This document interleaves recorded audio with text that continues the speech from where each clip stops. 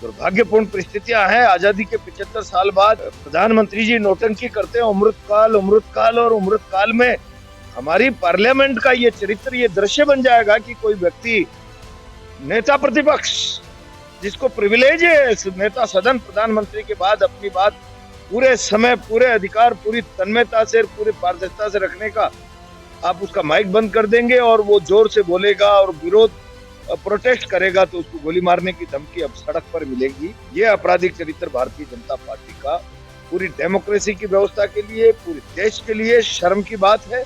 आप इमरजेंसी की आलोचना करते हो और देश में गुंडागर्दी के बल पर डेमोक्रेसी के मुंह पे छीका लगाते हो। भाई अब तो सीमा पार हो गई। अब तक तो सुना था कि जो बोलेगा ईडी चली जाएगी, इनकम टैक्स चला जाएगा, सीबीआई चली जाएगी। अब तो गोलियां मारने लग गए सड़क पर अपराधी बीजेपी के कार्यकर्ता। अपने डाइनिंग रूम में भोजन कर रहे हैं और वो खड़े खड़े रील बना रहा है पीछे। जिस आदमी को जेड श्रेणी की सुरक्षा और उसके पीछे खड़े होकर कोई भोजन करते समय रील बनाए, कितना नजदीकी व्यक्ति होगा। है राहुल गांधी। और सबसे बड़ी बात यह है कि कोटा से ही ऐसी घटना ने क्यों जन्म लिया? क्या इसके अलावा किसी और को रोष नहीं था? देखिए, राजनीति का ये आपराधिक चरित्र बन जाना साधारण घटना नहीं है। इस सारे देश के लिए चिंता का विषय है। हम तो राजनीति में जब आए थे तब से सुना करते हैं कि अटल बिहारी वाजपेयी खड़े होकर अगर जवाहरलाल नेहरू के खिलाफ बोले कि पंडित जी को शीर्षासन की आदत है इसलिए मेरी पार्टी की तस्वीर उल्टी देख रहे हैं, और भाषण से, निंदा से, सकारात्मक आलोचना से प्रभावित होकर जवाहरलाल नेहरू ये कहें कि ये बच्चा भारत का प्रधानमंत्री बनेगा, ये साधारण बात नहीं थी। एक नौजवान को प्रोत्साहित करने का एक प्रधानमंत्री का तरीका था कि विरोध में भी मजबूत लोग होने चाहिए, अच्छे लोग होने चाहिए। सबल विपक्ष सत्ता का रास्ता साफ करने का साधन भी बनता है। और यहाँ किस दिशा में हिंदुस्तान जा रहा है? तो बड़ी दुर्भाग्यपूर्ण परिस्थितियां हैं। आजादी के 75 साल बाद प्रधानमंत्री जी नौटंकी करते हैं, अमृत काल और अमृत काल में हमारी पार्लियामेंट का ये चरित्र, ये दृश्य बन जाएगा कि कोई व्यक्ति, नेता प्रतिपक्ष, जिसको प्रिविलेज है नेता सदन प्रधानमंत्री के बाद अपनी बात पूरे समय, पूरे अधिकार, पूरी तन्मयता से, पूरी पारदर्शिता से रखने का, आप उसका माइक बंद कर देंगे और वो जोर से बोलेगा और विरोध प्रोटेस्ट करेगा तो उसको गोली मारने की धमकी अब सड़क पर मिलेगी। ये आपराधिक चरित्र भारतीय जनता पार्टी का पूरी डेमोक्रेसी की व्यवस्था के लिए, पूरे देश के लिए शर्म की बात है। और अब तो इतना हो गया कि राहुल गांधी जी को गोली मार देंगे और 25 सांसदों को भी गिन गिन के गोली मारेंगे बोलेंगे तो। अब बोले तो यानी आप लोकतंत्र के मुंह पे छीका लगा रहे हो। आप इमरजेंसी की आलोचना करते हो और देश में गुंडागर्दी के बल पर डेमोक्रेसी के मुंह पे छीका लगाते हो। भाई और कौन है वो व्यक्ति? कल मैंने मेरे पेज पर डाला, फोटो नहीं, स्पीकर ऑफ पार्लियामेंट अपने डाइनिंग रूम में भोजन कर रहे हैं और वो खड़े खड़े रील बना रहा है पीछे।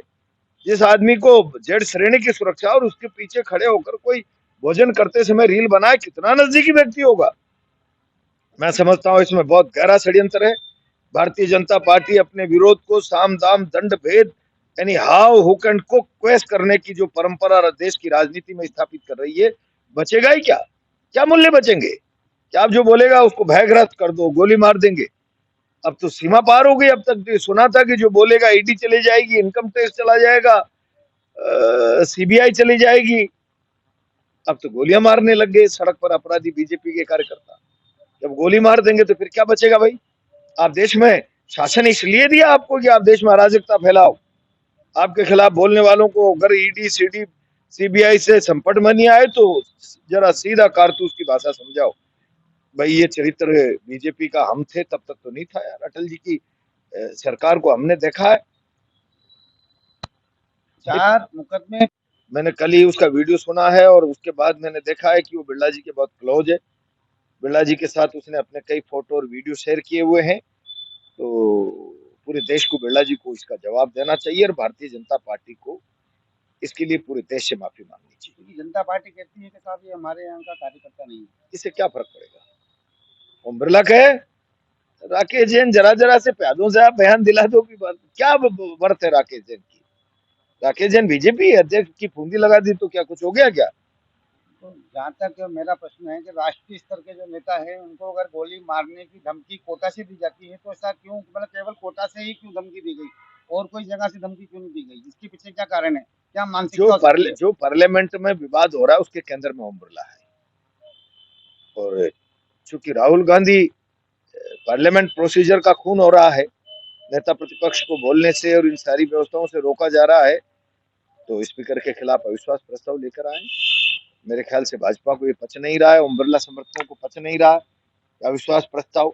आखिर मेजोरिटी के आधार पर अविश्वास प्रस्ताव पर निर्णय होना होता है, हम भी जानते हैं, राहुल गांधी जी भी इस बात को समझते होंगे, लेकिन हिंदुस्तान को ये नोटिस कराना कि पार्लियामेंट्री प्रोसीजर का फेयर तरीके से फॉलोअप नहीं हो रहा है इस स्पीकर की उपस्थिति में, 22 तरीके से स्पीकर काम कर रहा है, ये भी दाग धब्बा लग जाना एक इतिहास बनता है, दर्ज होता है पार्लियामेंट की हिस्ट्री में। तो इससे विचलित होकर धमका रहे हैं, तो मेरे ख्याल से भाई बड़ी विचित्र बात है, ये देश के लिए शर्म की बात है। पुलिस ने बताया है, कहना है पुलिस का कि हमने अपराधी को जो है रिपोर्ट दर्ज करने से पहले ही गिरफ्तार किया। मैं कोटा पुलिस को धन्यवाद देता हूँ। अभी एक और अपराधी रोज युवा मोर्चा का प्रदर्शन और बिरला जी को जन्मदिन की बधाई, उसको भी बहुत लंबे चौड़े हथियारों के जखीरे के साथ पकड़ा है।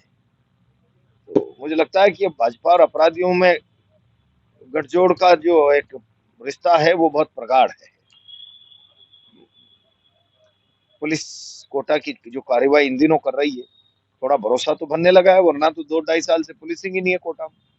मैं तो सार्वजनिक रूप से कई मंचों पर आरोप लगा चुका हूँ, महुआली और पुलिस ओएसडी के चैम्बर में साथ बैठते हैं और गपशप करते हैं और वहीं सारे शहर की व्यवस्था को चलाने की रणनीतियां तय करते हैं। अब उनमें क्या है, रंगदारी है, जमीनों के झगड़े निपटाने के मामले हैं, क्या है, हालात अच्छे नहीं है।